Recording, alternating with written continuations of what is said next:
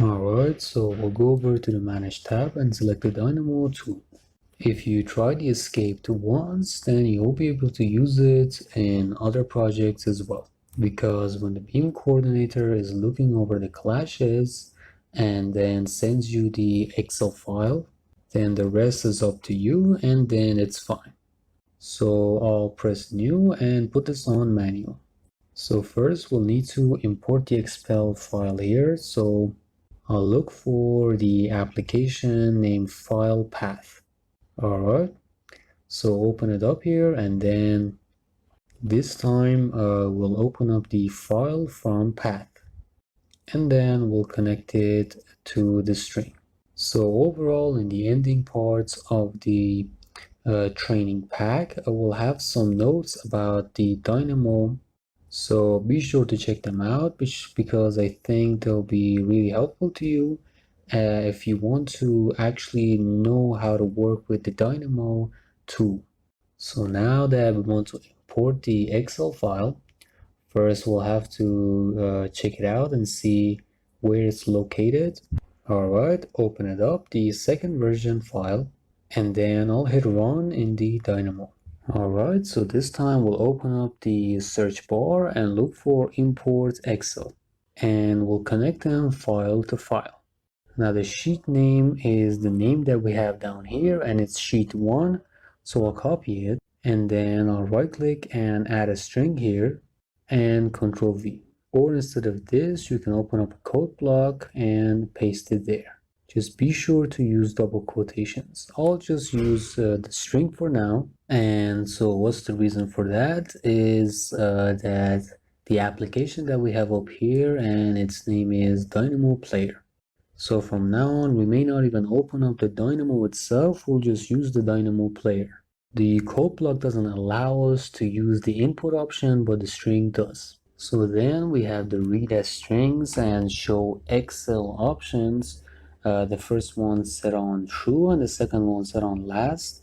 You can put them on whatever you wish. In order to do that, you just need to connect a bool to it and select true or false. So Ctrl C and Ctrl V to paste the bool and then connect it to both of these. I'll go with false for the first one and true for the second one. Alright, then I'll hit run and then we get the list that you can see here. And alright, let me see what's the next step. So I'll look for list and you know what, scratch that. Let's search for does intersect to see what we can get from it.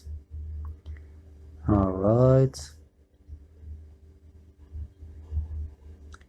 so this probably isn't it, so we'll have to look for another way of going about this. From the menu that we have on the left, I'll open up the modify section and then select the deconstruct option.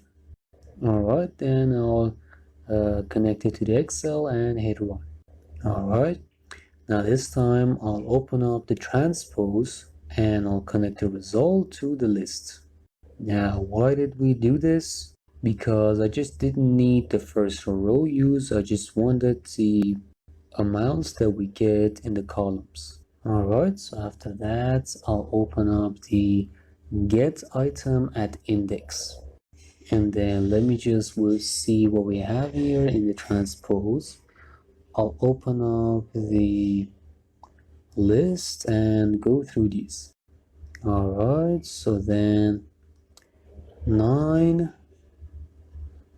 10, 11, and 12. Alright, I'll connect the list to the list of transpose. Then I'll create a code block, type in 0, and connect that to index. Then I'll hit run.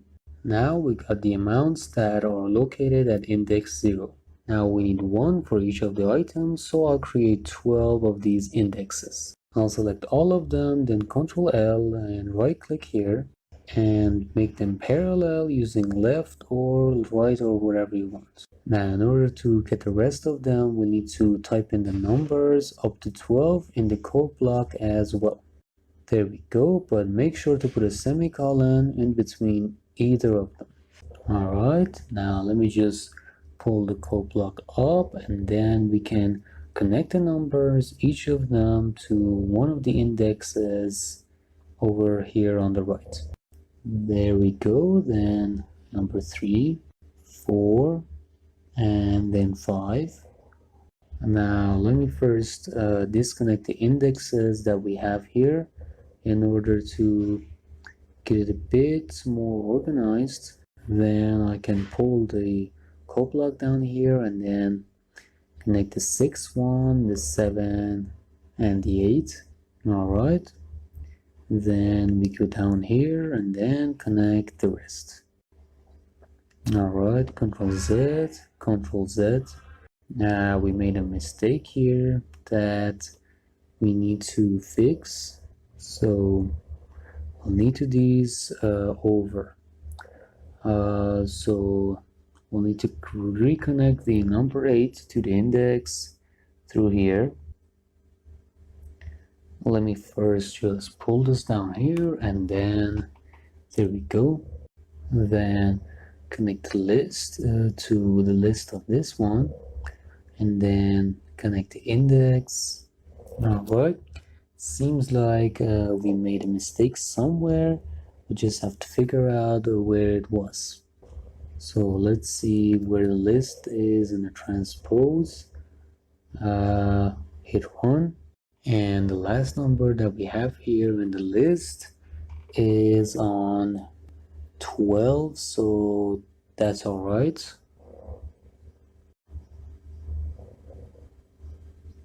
Alright, so I figured out the mistake. I missed one of the indexes. We had one less, so I'll create it here and then connect it to the code block and run. Now in order to be sure, we can see the list here and it's fine. So now we need to go over to the amounts that equaled to Z. I just have to open up the Excel and see what those are in the table. So in programming in general, we start the numbers from 0, so this one's 0, 1, all the way to 8. So then I'll add the point by coordinates, and then we'll have to find the number 6. So let's count through the indexes. This is 1, 2, 3, 4, 5, and then we have 6 here in the middle. Now this one has to be X.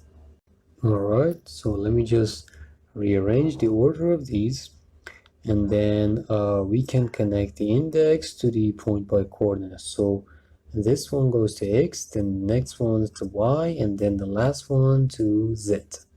Then run, and now the points that are causing clashes are shown here in the plan, and so I can find them easily in the project as well. So I'll go over to the View tab and open up the Visibility Graphics. Alright, and then we'll go over to the Revit Links tab and uncheck the Structural Plan and hit OK. And now we want to find the coordinates of the clash points. Currently, the points are so small that we can't actually spot them in the plan. So we'll open up the view from up here, then go to Background 3D Preview, and then the Revit Background Preview will open it up. Alright, and now that it's set to activated, we can hit run. And alright, it's alright, so we can proceed. Let me just organize these, open up the point by coordinates, and just maximize it. And alright, now we'll also need the points to be shown in the Revit background as well. But make sure that the unit used for your Navisworks estimates is meters as well. The file that you get from the Dynamo and the Excel file that you get in the Navisworks are both in meters. Alright, and then after this we want to put a symbol up for each of these points so we can highlight them and spot them. I'll save the file, naming it Clash Report for now. But in the Revit, I'll open up a new family and select the metric generic model from here. Alright, then here I'll go over to the front view and I'll create a symbol or an icon for it. Now this icon can be in whatever type of shape. For example, I'll first use the revolve tool to create a circle here in the middle of the plan. I'll set the R to 250. I'll create a reference line here, and then using split, I'll split these up, and then I'll trim them. And alright, so after that, before we get to finish this up, I'll select the axis line option, and then I get to hit finish. Alright, then edit, and then I'll check the center mark visibility box. Alright, and then we can line this up and lock it with this line and this one with the vertical line. Then I'll select the radial dimension tool, create the R here, and we can assign a parameter to it as well. So open up the parameter properties and name it clash point radius. Alright, and then I'll put it under type, and then I'll hit OK, and then I'll finish it up. Then we can go over to the 3D view, and this is what it looks like. So here in the family types, I'll create a parameter for it, which is going to be used as its material. So we'll name the parameter material. Now we'll also need the status for the clash as well. Let's just pop over in the Navisworks, and then we can see the status options that we have: the new, the active, reviewed, approved, and resolved.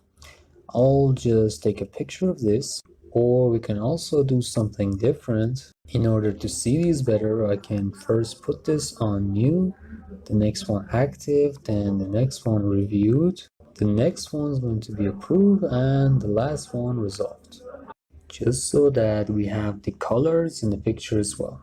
Alright, and then I'll take a pic of this area, and then I can open it up and put it in the monitor or wherever it's visible. Alright, and now let's go back to the Revit, where we can name the parameter m_active. Then I'll put it under instance, then the type is going to be material, and group materials and finishes. Alright, and now we have to make another parameter as well. So open up the parameter properties, and for the name of this one we can put in m_reviewed, and this one's going to be the reviewed status, and we use the same types of groups and types for this one as well. So under instance, and the type is material, and the group is materials and finishes.